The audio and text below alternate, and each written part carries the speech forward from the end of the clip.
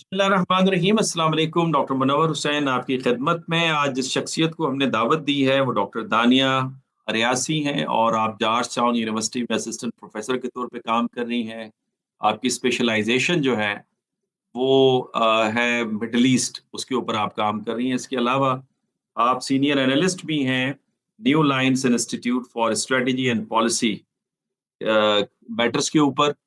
और मजे की बात यह है कि डॉक्टर दानिया से जो सवालात मैं करने जा रहा हूँ उसमें किंग चार्ल्स का जो विजिट है और स्पेशली जो उन्होंने धुआंधार तकरीर की है कांग्रेस के अंदर और नवे किंग की हैसियत से उन्होंने ये स्पीच दी है कांग्रेस के अंदर, वो हम डिस्कस करेंगे, इंग्लिश में करेंगे। लेकिन मैं थोड़ा सा खुलासा दे देता हूँ। पीट हैक्सेट साहब की जो हियरिंग हुई है सेनेट के अंदर वो बड़ी इंपॉर्टेंट है, उस पर डिस्कस करेंगे। पॉसिबिलिटी क्या है अमेरिका की, पॉसिबल स्ट्रेटजी क्या है, क्या वो अटैक करने जा रहा है। इस वक्त जो स्टॉक एक्सचेंज है अमेरिका की वो 2000 पॉइंट्स वो गिरी है, उसको हम थोड़ा सा देख लेंगे। दूसरा ये देख लेंगे कि जो इस वक्त प्रोटेस्ट हो रहा है अमेरिका में वो क्या हो रहा है। और साथ में हम जो सेनेट कमेटी के दौरान एक सैन की रिप्रेजेंटेटिव थी, उन्होंने कहा कि हमारे यहाँ से कोई 2500 मेरीन्स इस वक्त ईरान की ऑपरेशन के अंदर हैं, उनकी फ्यूचर के बारे में फिक्रमंद हों। लोग उनसे पूछते हैं कि प्रेसिडेंट ट्रम्प साहब को क्या हो गया है कि वो इस तरह की बातें कर रहे हैं। और साथ में एक सवाल हम साउथ कोरिया की डिफेंस के ऊपर भी करेंगे, बिकॉज साउथ कोरिया इत्तेहादी है अमेरिका का, और साउथ कोरिया से चीजें निकाल के इसराइल में ले जाना वो किस तरह से देखती हैं। ओवरऑल व्हाइट हाउस में क्या पल्स है उस पर हम गुफ्तगू करेंगे डॉक्टर साहिबा से। तो डॉक्टर साहिबा की हम एनालिसिस लेंगे। So I gave introduction in Urdu because my audience, my listeners and viewers, they are from Pakistan and India, Bangladesh, and Right. yeah, they are Urdu speaking. So they usually request me to give introduction in Urdu. So therefore, Right. I give an introduction in Urdu. Thank you very much, Tanya, for your time for our show. My first question is, since we have a Labor Day tomorrow, and this is Mhm. very important. I mean, this Labor Day initiated by the United States of America, and it is respected everywhere in the world. So, I mean, Right. credit goes to United States of America. How do you see this Labor Day, by the way, is a new tradition that Americans, they established in world politics? You mean the Labor Day? Yes. Yeah, I mean, this is definitely an important day for the American, American system and American culture. This is something we always, celebrate and witness every year. Something that has to do with our values and our norms here as Americans.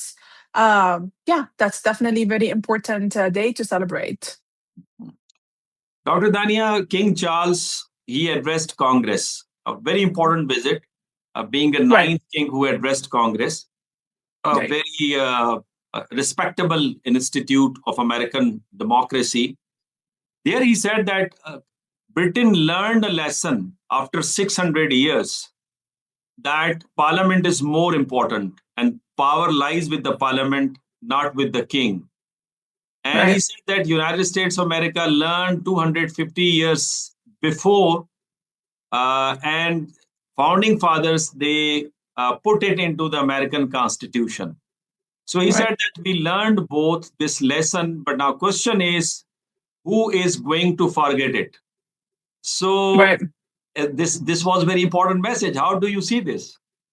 Yeah, I mean, that's a very important message. And I think that's a message a lot of Americans here in the United States share it. I think it's initially, if we were to unpack what the king is trying to signal here, is the president has to go back to the parliament when making decisions related to war and peace. Essentially, I think that King Charles is kind of also signaling to a number of decisions the current president has made unilaterally without getting approval from the Congress. I'm talking specifically on the war of Iran right now. It's a disaster in terms of like the financial cost that it's really putting the Americans on. I'm talking about the Venezuela and the invasions and what happened in Venezuela and the leaders. So there are many decisions the current president has made without going back to the Congress. And I think the King Charles, coming from a kingdom of United Kingdom, and coming from the importance of a parliament, he's underscoring the importance of making decisions in a pluralistic, engaging manner, and including the Congress in those conversations. And I think this is probably a message that President Trump, you did not very much probably liked it, but it's the true honest. There is serious divisions right now between the Democrats and the Republicans. But also, I want to be very honest within the Republican itself about the war in Iran and what's happening in Iran. And this is why I think going back to the Congress is one way to reaffirm the decisions and the decisions and the legitimacy of your decisions as a president. I think it's an important element, and this is something that King Charles is trying to signal about the decisions that the president has made, kind of showing the disagreement maybe on some of the decisions the president has made, and indirectly inviting him to go back to the one of the most important branches in the U.S. government.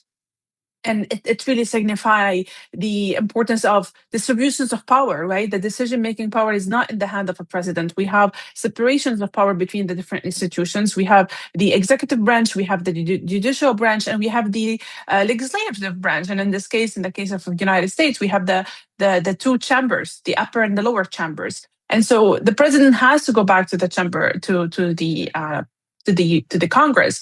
It's important to note here that President Trump, if I'm not mistaken, he's one of the presidents of the United States that has signed the most number of executive orders. So he used the executive order as an option to authorize a lot of decisions making and operations in the Middle East and other areas. And so kind of without using or without going back or refraining from going back to the Congress. So those are all messages that, yeah. Dr. Dania, how do you see his statement, King Charles' statement, that was he signaling America that we are your friend, we are your ally, we will stand with you, but at the same time we are the guardian of the tradition of British Constitution, which is based on democracy?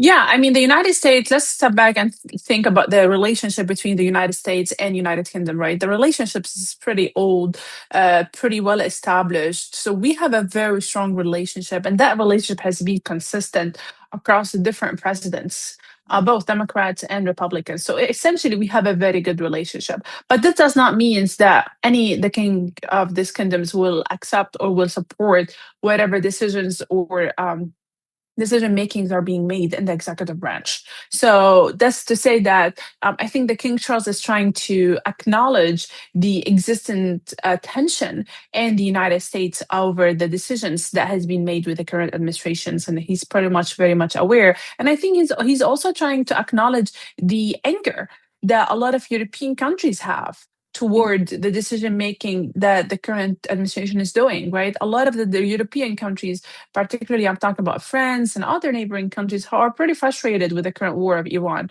And they're always been calling for diplomacy instead of a military invasion and military operations. So I think that statement is on one way an acknowledgement for the current frustrations in the United States, particularly between the Democrats and also part of the Republicans. And on the other hand, it's also an acknowledgement for his friends in Europe, right? The neighboring countries in Europe and their frustrations over the current decisions, and kind of President Charles is also trying to reaffirm that, yes, I'm visiting the White House and I'm with the president, but this does not mean that I support or acknowledge all the decisions that he's making. And I'm also trying to call for the democracy, which is based on the separation of power and institutions. I think that's essentially what the king is trying to do.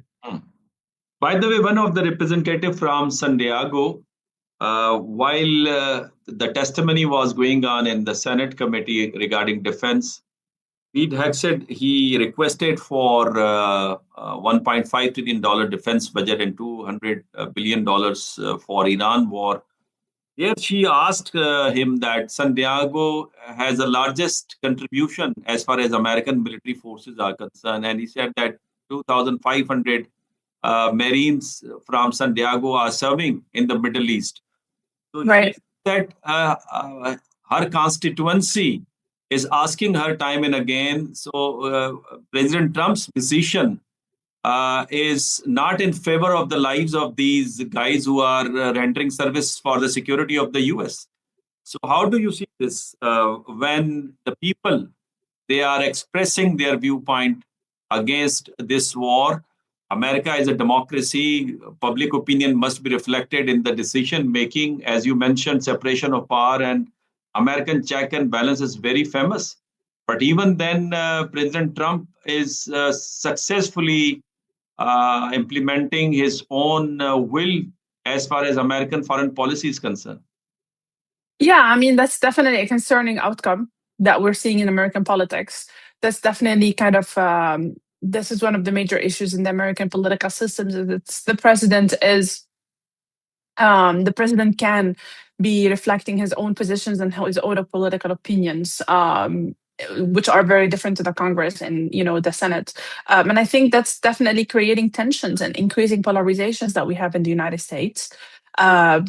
Because we are putting the lives of our soldiers on the blood, and we are risking them for a conflict that could have been resolved diplomatically, or there is an opportunity to resolve it diplomatically. I mean, Iran has presented a couple of plans to resolve this conflict diplomatically.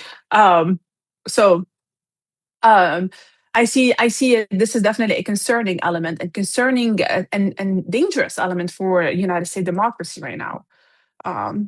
Dr. Dania, Pakistan is putting effort to manage this war and crisis in the Middle East between United States of America and Iran, by the way. So what is the pulse going on in the White House? Are they going to have second round of attack on Iran, Yeah. or there is another option that they may be engaged through diplomacy with Iran and may think about other options as well? Yes, I'm sorry, but I will have to cut off. I will have to answer this last questions and leave. I'm so sorry. Very busy schedule. But for that question, I would say the following. I think the United States is less likely to engage in a military operation with Iran.